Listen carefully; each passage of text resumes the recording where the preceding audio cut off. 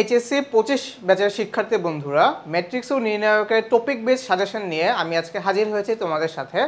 So আসসালামু আলাইকুম প্রিয় শিক্ষার্থী বন্ধুরা, আশা করি তোমরা সবাই ভালো আছো এবং অনেক মনোযোগ দিয়ে তোমাদের পড়াশোনা করছো।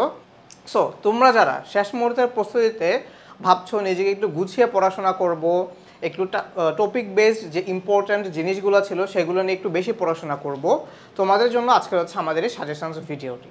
আচ্ছা, সো তোমাদের খুবই গুরুত্বপূর্ণ একটি অধ্যায় হচ্ছে ম্যাট্রিক্স ও নির্ণায়ক।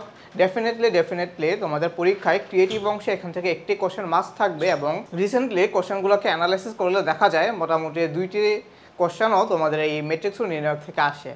আর একটা ইম্পর্টেন্ট যে জিনিস বা তোমাদের খুব মজার একটা চ্যাপ্টার হচ্ছে ম্যাট্রিক্স ও নির্ণায়ক, যেটা খুব ইজি একটা চ্যাপ্টার, তোমরা একদম শুরু থেকে শেষ পর্যন্ত এই চ্যাপ্টারটা করে আসো, এটা হচ্ছে ভাইয়া জানি। আচ্ছা, সো দেরি না করে চলো আজকের সাজেশনস ক্লাস শুরু করা যাক। দেখো, আমরা যদি ক্রিয়েটিভ অংশ নিয়ে কথা বলি, ক্রিয়েটিভ অংশতে কয়টা কোশ্চেন থাকে ভাইয়া? 3টা, ক, খ, গ। এই হচ্ছে আমার একটা কোশ্চেনের প্যাটার্ন। কত থেকে 2 নাম্বার, গ আর ঘতে হচ্ছে তোমার 4 করে 8 নাম্বার, ঠিক আছে? সো এই হচ্ছে তোমার কি একটা 10 নাম্বার ক্রিয়েটিভ অংশ বা একটা 10 নাম্বার ক্রিয়েটিভ পার্ট, ওকে? আচ্ছা, সো ভাইয়া আজকে সাজেশনস ক্লাসটা তোমাদেরকে এইভাবে সাজাইছি যে তোমার ক অংশে কি টাইপের কোশ্চেন আসতে পারে, খ অংশে কি টাইপের কোশ্চেন আসতে পারে, আর হচ্ছে গ অংশে কি টাইপের কোশ্চেন আসতে পারে। সো তোমরা যদি আজকের এই ক্লাসটা একদম মনোযোগ দিয়ে করে ফেলো তাহলে আই হোপ তোমাদের ম্যাট্রিক্স এবং নির্ণায়ক থেকে শতভাগ কমন চলে আসতে পারে, ঠিক আছে? আচ্ছা, তো তুমি ফার্স্টে দেখতে পাচ্ছ যে কি টাইপ আসতে পারে তোমাদের ক অংশ থেকে। সো এখানে দেখো, আমি হচ্ছে ফার্স্টে কোনটার জন্য কথা বলবো, কো অংশের জন্য বা 2 নাম্বারের জন্য কি টাইপ আসতে পারে। সো 2 নাম্বারের জন্য কি টাইপের কোশ্চেনগুলো আসতে পারে আমি আগে একটু তোমাদেরকে সামারি করে বলি।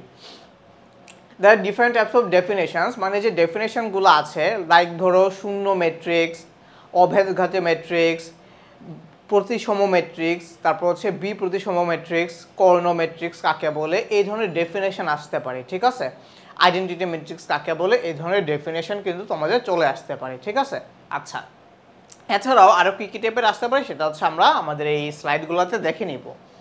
দেখো, সো কী টাইপের আসতে পারে যে তোমাকে ছোট্ট একটা ম্যাট্রিক্স দিয়ে বলতে পারে যে ম্যাট্রিক্সটি ব্যতিক্রমী হয় তবে এক্স এর মান নির্ণয় করো। কি হয়? যে ম্যাট্রিক্সটি যদি একটি ব্যতিক্রমী ম্যাট্রিক্স হয়। সো তোমরা কিন্তু ব্যতিক্রমী ম্যাট্রিক্স হওয়ার কন্ডিশন জানো। ব্যতিক্রমী ম্যাট্রিক্স কখন হবে কোনো একটা ম্যাট্রিক্স? যখন ওই ম্যাট্রিক্সের নির্ণায়কের মান 0 হবে। আচ্ছা, যেহেতু আজকে আমাদের এই ক্লাসটা শুধুমাত্র সাজেশনস ক্লাস, আজকে হচ্ছে আমরা ইন ডিটেলসে যাব না। এই যে এখানে যে কোশ্চেনগুলো আছে, এই কোশ্চেনগুলোর অ্যান্সার কিন্তু তোমরা হচ্ছে আমাদের লাইভ ক্লাসগুলোতে পেয়ে যাবা। তো আজকে হচ্ছে ভাইয়া তোমাদেরকে জাস্ট কোশ্চেনগুলো দিয়ে দিব এবং কোশ্চেনগুলোকে অ্যানালাইসিস করে দিব, ঠিক আছে? আচ্ছা, আরও একটা জিনিস যেটা তোমাদেরকে হচ্ছে বলে দিচ্ছি সেটা হচ্ছে কি, তোমরা যারা এই কোশ্চেনগুলো অ্যানালাইসিস করার সময় একটু কনফিউশন ফিল করবা, তোমরা কিন্তু চাইলে আমাদের লাইভ ক্লাসগুলো করে নিতে পারো, ঠিক আছে? আচ্ছা, সো চলো আমরা আমাদের সাজেশনসে আবার চলে যাই। তো তারপর হচ্ছে আমাকে আবার বলা হয়েছে যে 2টি ম্যাট্রিক্স সমান হওয়ার শর্তগুলো কি কি, ওই যে ম্যাট্রিক্সের সমতা আছে সেটা। আচ্ছা, তারপর দেখো, ম্যাট্রিক্স ও নির্ণায়কের মধ্যে 2টি পার্থক্য লিখো, এই টাইপের কোশ্চেন কিন্তু আসতে পারে। আচ্ছা, তারপর দেখো, এখানে মোটামুটি তোমাকে একটা B plus 2y equals to হচ্ছে আরেকটা ম্যাট্রিক্স দিয়ে দিলে বলছে যে বি নির্ণয় করো, মানে হচ্ছে বি এর যে ভ্যালুটা আছে সেটা নির্ণয় করতে বলছে। আচ্ছা, তারপর হচ্ছে তোমাকে এখানে এটাকে কি বুঝতেছো যে একটা ম্যাট্রিক্স ইকুয়াল টু আরেকটা ম্যাট্রিক্স, তাই না? তার মানে এখানে ম্যাট্রিক্সের সমতা দিয়ে দেওয়া আছে, তারপর দিয়ে দেওয়ার পর বলা হয়েছে যে এখানে এক্স এর মান কত। আচ্ছা, তারপর চলো আমরা আমাদের নেক্সট স্লাইডে চলে যাই। আমরা কিন্তু এখনো কতেই আছে, ঠিক আছে? সো ম্যাট্রিক্সের ক এর জন্য আমাদেরকে একটু বেশি করে পড়াশোনা করতে হবে, কারণ ম্যাট্রিক্সের খ আর গ মোটামুটি সেম টাইপেরই আসে, ঠিক আছে? সো ক এর জন্য আমরা একটু ইলাবোরেটলি পড়াশোনা করব। আচ্ছা, তারপর দেখো, একটা ম্যাট্রিক্স দিয়ে তোমাকে বলে দিতে পারে যে এ এর মান যদি হচ্ছে 5 হয়, ঠিক আছে, তাহলে দেখাইতে হবে যে এ একটি অভেদঘাতী ম্যাট্রিক্স। তো তোমরা নিশ্চয়ই হচ্ছে অভেদঘাতী ম্যাট্রিক্সের কন্ডিশন জানো। আচ্ছা, তারপর সেম টাইপের আরেকটা ম্যাথ, সেটা হচ্ছে তোমাকে একটা এ ম্যাট্রিক্স দিয়ে দেওয়া আছে, তারপর বলা হলো যে এ ম্যাট্রিক্সটি অভেদঘাতী কিনা সেটা হচ্ছে যাচাই করো। কীভাবে যাচাই করবো? ওই যে অভেদঘাতী ম্যাট্রিক্সের যে কন্ডিশন আছে সেটাতে ম্যাচ করে কিনা সেভাবে তুমি যাচাই করে ফেলতে পারো।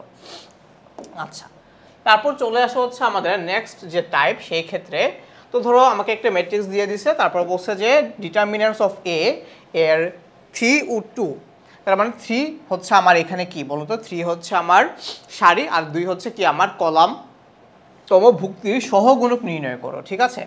এখানে ভাইয়া কি থাকতে পারে? এই সহগুণকের জায়গায় তোমার এটা থাকতে পারে যে তোমার অনুরাশি, সহগুণক না থেকে থাকতে পারে হচ্ছে অনুরাশি। ঠিক আছে ভাইয়া, সহগুণক আর অনুরাশির মধ্যে তোমরা পার্থক্য জানো? সহগুণক কি? সহগুণক হচ্ছে লিখে রাখো, যারা হচ্ছে তোমরা আজকে সাজেশন ক্লাস করতেছো, যদি একটু ভুলে যাও তাহলে লিখে রাখো। সহগুণক মানে হচ্ছে উইথ সাইন, আর অনুরাশি মানে হচ্ছে উইদাউট সাইন। ঠিক আছে, উইদাউট সাইন।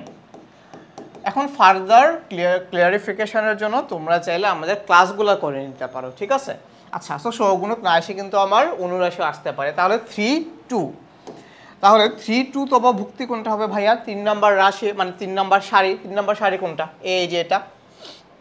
তারপর 2 নাম্বার কলাম, 2 নাম্বার কলাম কোনটা? এই যে এটা। এটার কি চাইছে? আমার সহগুণক নির্ণয় করতে বলছে। ঠিক আছে, তার মানে কোনটা হবে? এই যে 1, এই যে 1 ছিল সেই 1 এর কি করতে বলছে? আমাকে সহগুণক নির্ণয় করতে বলছে। বুঝতে পারছো? আচ্ছা, তারপর চলে আসা হচ্ছে আরেকটা কোশ্চেনে, যে বিস্তার না করে প্রমাণ করতে বলছে। এখন তোমাদের কাছে কোশ্চেন আসতে পারে যে ভাইয়া এটা তো অনেক বড় ম্যাথ। না, বিস্তার না করে প্রমাণ করো যদি এটা ক নাম্বারে আসে, তার মানে মনে রাখবা জাস্ট এটা হচ্ছে 2 থেকে 3 লাইনের মধ্যে করে ফেলা যাবে। ঠিক আছে, আচ্ছা। তারপর চলে আসা হচ্ছে আমাদের নেক্সট যে স্টেপে বা নেক্সট যে টাইপ আছে, সেটা আমরা কিন্তু এখনো কতেই আছি। বুঝতে পারছো? তার মানে হচ্ছে কয়ের কোশ্চেন কিন্তু অনেকগুলো, এবং ভাইয়া তোমাকে বলে দিছি যে কতে কমন পড়ার জন্য তুমি কি করবা, জাস্ট ওই ডেফিনেশনগুলো একটু জানা থাকা লাগবে, যে কর্ণ ম্যাট্রিক্স কাকে বলে, অবেদঘাতী ম্যাট্রিক্স কাকে বলে, ব্যতিক্রমী ম্যাট্রিক্স কাকে বলে, এই ডেফিনেশনগুলো স্পেশালি প্রতিসম ও বিপ্রতিসম। এই তোমরা একটু লিখো তো, এটা একটু লিখে রাখো। প্রতিসম ম্যাট্রিক্স, প্রতিসম, অথবা হচ্ছে বিপ্রতিসম। লিখো বিপ্রতিসম, লিখছো? বিপ্রতিসম ম্যাট্রিক্স লিখছো তোমরা?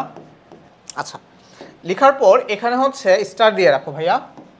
প্রতিসম এবং বিপ্রতিসম ম্যাট্রিক্স কত আসার চান্স কিন্তু অনেক বেশি।